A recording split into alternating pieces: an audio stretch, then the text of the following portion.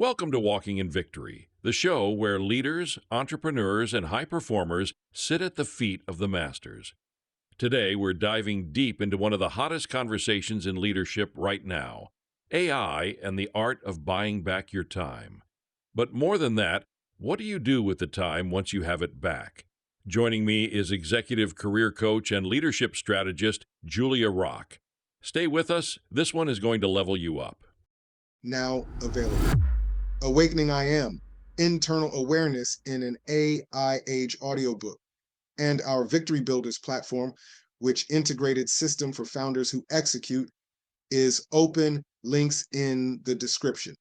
One of the biggest topics that we're hearing is about doing more with less, how leaders are buying back time because of AI. But are we really buying back time? And are we losing the essence of who we are as leaders because what are we doing with the time? Are we taking the time that we get back? Every advertisement, get 3 to 10 more hours back into your work week.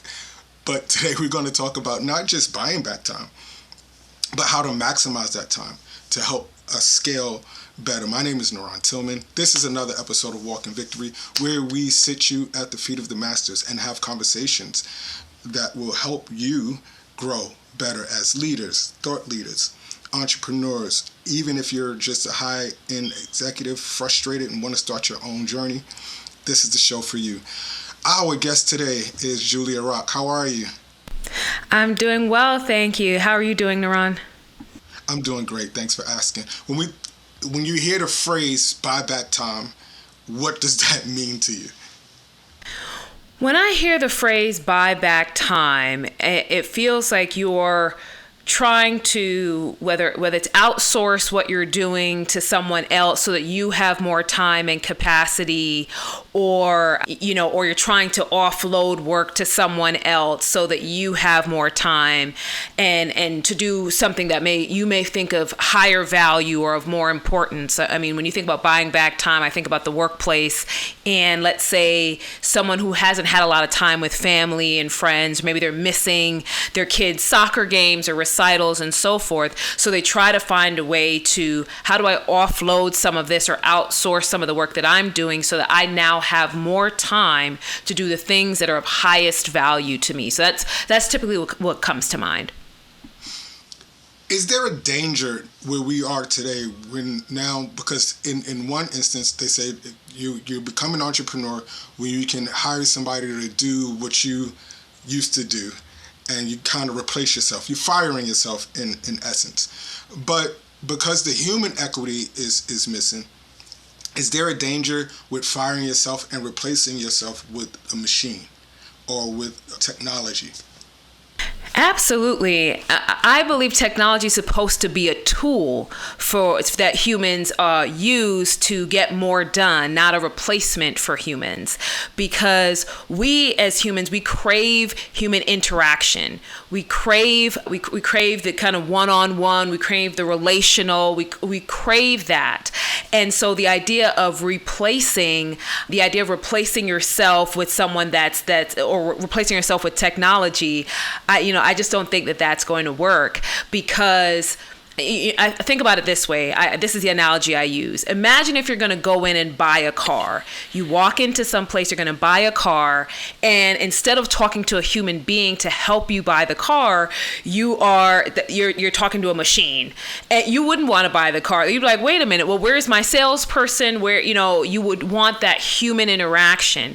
And so that's how I think about involving technology in what we do. It's supposed to be a tool to help us do more, be faster, maybe have some additional innovation or creativity, but it's not designed to replace humans, because we as humans, no one can replace how we think, no one can replace how we empathize. They can't replace our ingenuity. And so technology has its place, but we definitely need humans. You're very transparent about your personal journey and your walk, experiencing burnout and now helping others burn out. So a pushback may say, well, I can't really find nobody to do what I do, but I can train this agent to think like I think. And Julia, you burnt out, so you understand I need to safeguard myself and my energy. Let's talk about your personal experience and you experiencing burnout, what you do to help people to overcome that. And you can also push back against that scenario if you desire to.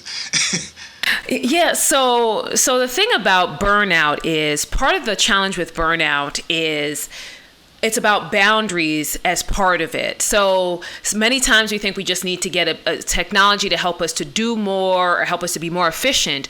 But the challenge is, and I can think about my own burnout, I struggled with setting boundaries for myself. I pushed myself beyond my limits, and I was always going after perfection versus realizing, hey, Julie, everything doesn't have to be perfect and pristine. Sometimes good is good enough, depending on the scenario, and sometimes you can leverage the help of others instead of trying to do everything yourself.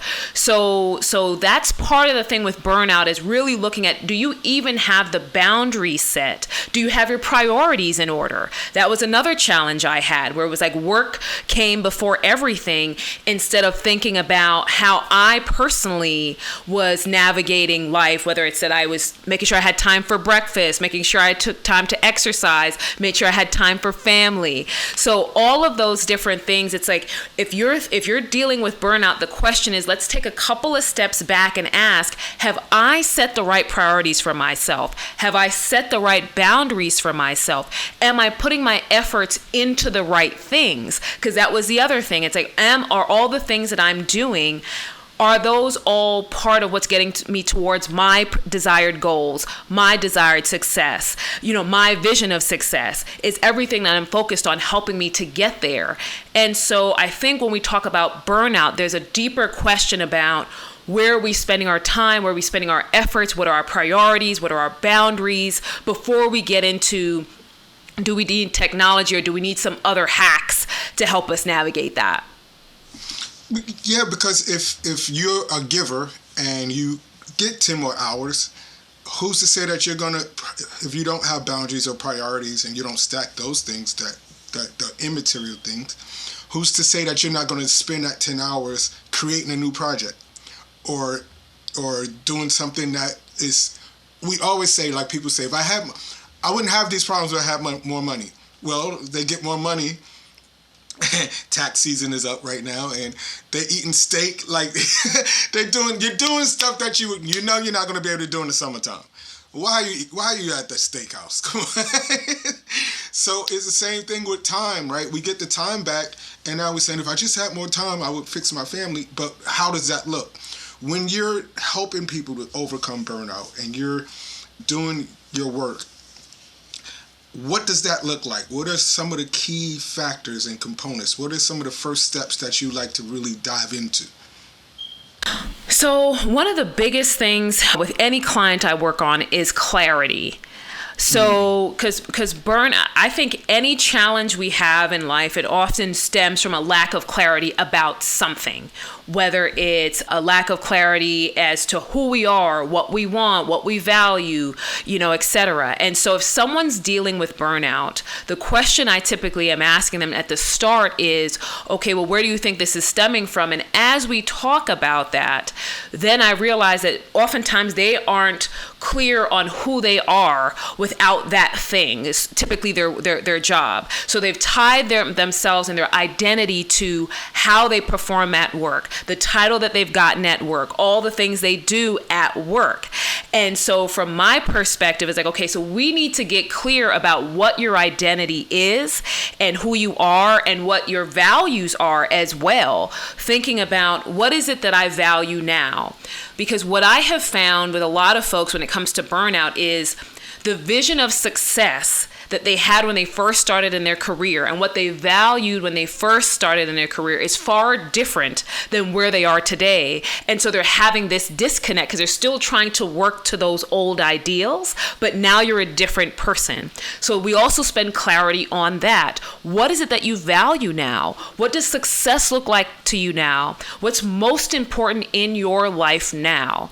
And when you start to get the clarity around that, then you can say, okay, well, all these things you've been putting putting your energy into that have been burning you out, it's, these are things that you may either need to deprioritize or focus on less, or perhaps outsource, or maybe it's something that you just no longer do or invest time in, because it's like, hey, this is not something that is aligned with who I am today and what I want today. And even if this thing doesn't pan out, I know who I am. My title doesn't define me. My work is not my identity. And so I typically start with that clarity piece, because it's the foundation of all the kind of tactical work that we do afterwards. That's rich, because most people identify from the title in. So the Dr. NaRon Tillman, or Pastor this, and when we remove the label first, and then we're just stuck with who we are, sometimes without our positions, that's why people die when they retire, because they just don't have anything else. They just put everything into their career. All right, so now we have the clarity piece. What should we look at next? And that clarity piece may take a while to unfold, because again, when you're asking a mother who raised their children and they off to college, she said, I'm a parent, and she don't know what to do because she's invested all of that. And sometimes the kids don't come back. Let's keep it real. We got the clarity piece. What happens next? Yeah. So when we go through that clarity piece, so let's say that we talk about the mother who says, hey, I'm a parent, right? And that's all I am. And then we try to distill down, okay, well, if we look at who you are outside of that, what you value, then you start to hear things that the person likes or has an interest in, right? So whether it's music, whether it's writing, whether it's whatever it might be, we try to identify those interests to figure out, how do we begin to incorporate that into your life now?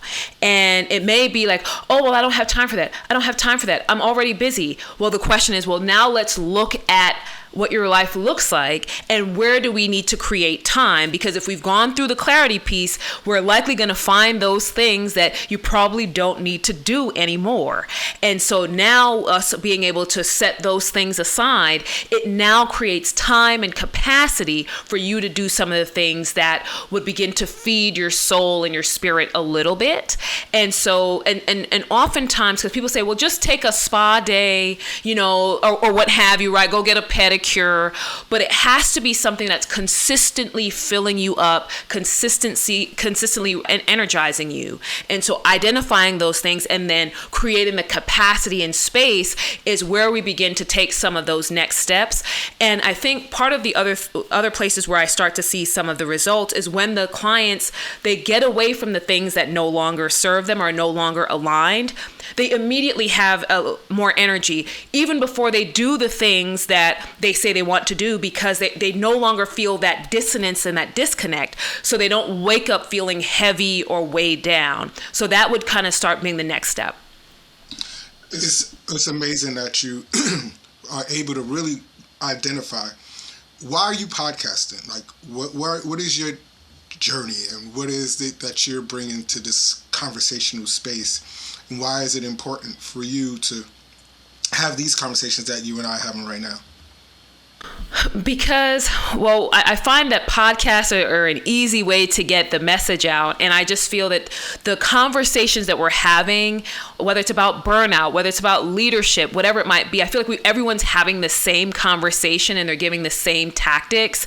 And because very rarely do I hear people talking about the depth of clarity that's required to help you overcome burnout, right? It's like, well, get this hack and do this calendar thing and, get a massage. And it's like, all of those things are good. They're helpful. But there's a lot of deeper level work that's required to really recover from burnout, and then make sure that you maintain that recovery past that point. Because I'm someone who has gone through burnout, recovered, and gone through it again. And so the importance, so I had to learn the lessons around how do I make sure that I maintain this recovery from here on out? And so that's the reason I come on the podcast and have these conversations, because I want to talk about the hard things that other folks are not talking about, because maybe it's not as sexy, it doesn't sell as many products or whatever, because the work that I'm talking about, it's hardcore internal self-work where you have to look yourself in the mirror. And a lot of times that's tough or painful for some folks, but I'm going to still preach the gospel any way I can. That's what you call, like, when we're creating a new way of thinking, is a new neural pathway. Most people think that just because I have this new pathway, this new way of thinking, I went to the gym and I lost the weight, but the person that loves to eat still lives with you. It lives inside of you. So the moment you let your guard down, you'll look up and you'll be back where you were. And then then it messes with you mentally. And that's where repeat offense comes from. It's called shadow, right? The shadow is the you that you thought was dead is always lurking in the shadow. And is waiting for the moment that it can take over again. But here's the thing. The reason why you can have a relapse and then bounce back is because you've already created that other you. And if you get off the bike and fall down, get back up and start riding again. And we make it more difficult, but it's just that simple, because the tools that you use to get over it the first time are the same tools that will help you get through it again.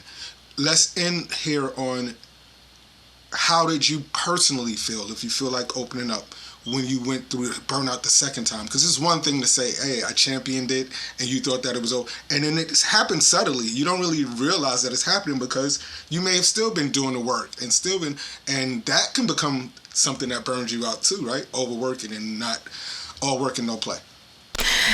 Yeah, so when I was going through it the second time, I feel like I was able to start to sense it sooner.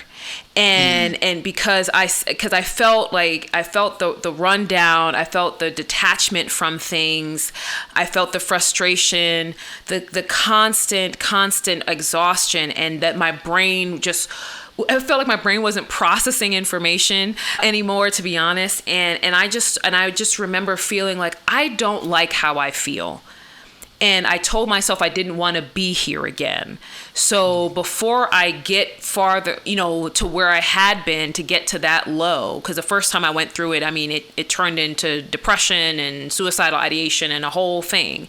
And so the second time I said, I know how I felt, and I promised myself that I am not going to get to that level again. So even though I know how I feel now and I'm burning out now, I know that I'm not where I was. And so I still have the opportunity to turn things around. But I just remember being more aware of how I was feeling, because, like you said, I had the tools from the last time. So I remember the feeling, and I'm just like, I don't like how I feel. I'm running out of gas, and it's not a quick fix.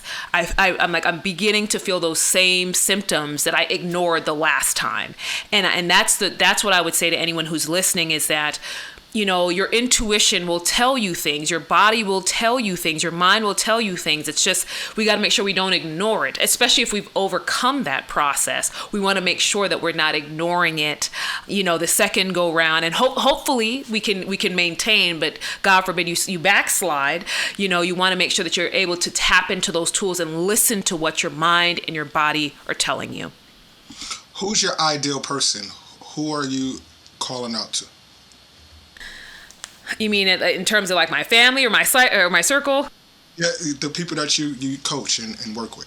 Oh, in terms of the people that I coach. So the ideal client for me is someone who's a leader, and they know, and they're a high performing leader. So typically my folks are high performers, and they know that, one, there's performance from their team that they may not be able to get because perhaps morale or something is off. But then they look internally and say, how I'm going about things.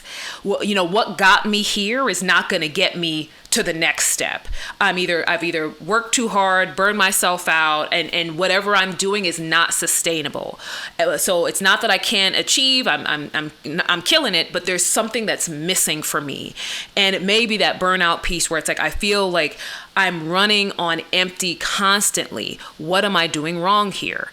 And so that's someone I can tap into, because it's like, hey, I don't have to get your mind right about, knowing how to perform at work. Like we don't have that issue. It's like we can really deal with the mindset of what is your roadblock now from you having the right balance mentally, because you're also setting an example for your entire organization. So if your organization is seeing you struggle or they're seeing you burning out, now they think that that's the expectation that they should be killing themselves or they should be stressed out. So it's really that kind of high performing leader who knows that there's something missing and it's causing them to miss the edge and the missed edge that they should have. And also they feel themselves burning out and they can't figure out how to get over that hump. Well, there you have it, everybody. I told you we sit you at the feet of the masters and we have conversations to help you evolve your life. Listen, all of Julia Rock's information is in the description. Get the clarity call if you are a leader and you may not even realize that you're at your wit's end, because we can dive ourselves into work and in bad habits, right? And that becomes the loop and the cycle. Getting clarity helps us to break those loops, helps us to break those cycles.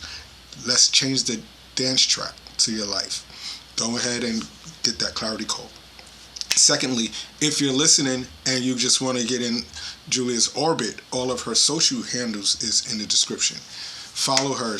She gives out tips and perspective every day that we can apply to our lives. You may not be at the level where you're ready to be coached, but you can still use the information to help you identify what clarity looks like for you.